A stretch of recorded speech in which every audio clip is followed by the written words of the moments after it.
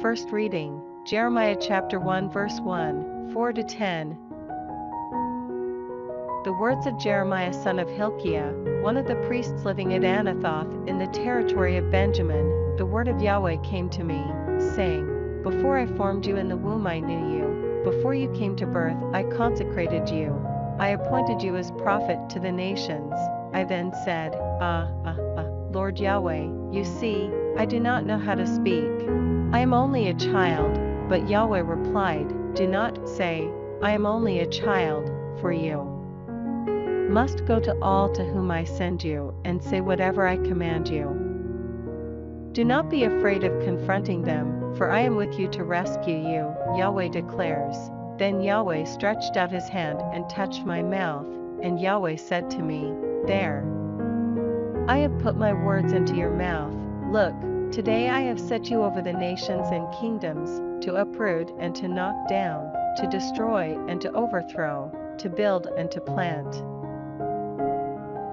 Responsorial Psalm, Psalms chapter 71 verse 1-2, 3-4, 5-6, 15, 17. In you, Yahweh, I take refuge, I shall never be put to shame. In your saving justice rescue me, deliver me, listen to me and save me.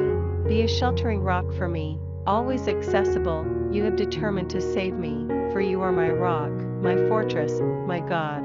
Rescue me from the clutches of the wicked, from the grasp of the rogue and the ruthless, for you are my hope, Lord, my trust, Yahweh. Since boyhood, on you I have relied since my birth, since my mother's womb you have been my portion, the constant theme of my praise. My lips shall proclaim your saving justice, your saving power all day long. God, you have taught me from boyhood, and I am still proclaiming your marvels.